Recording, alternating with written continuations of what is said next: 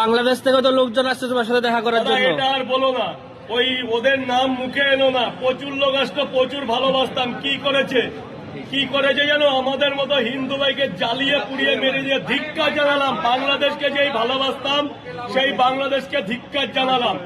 আমার ইন্ডিয়া, আমার I love India যদি মনে করে সেকেন্ডের মধ্যে বাংলাদেশকে তামা করে দিতে পারে। বাংলাদেশ ভুলে গেছে ৭১-এর কথা।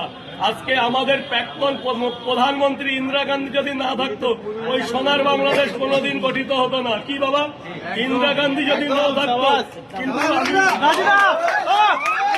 আমি সম্মান জানালাম শেখ মুজিবুর রহমানকে, ও যথেষ্ট ভালো লোক, কিন্তু ধিক্কার জানালাম ইউনিশ সরকারকে, যার মদতে আমারই এক হিন্দু ভাইকে পাশবিক ভাবে অত্যাচার করে জ্বালিয়ে মেরেছে। এরপরে এরকম নৃশংস কিচ্ছু হতে পারে না।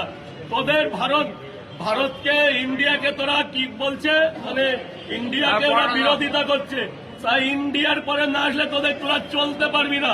আর আমাদের ইন্ডিয়ান বয়রা যদি তোদের বাংলাদেশে হিসু করে দেয়, তোরা একদম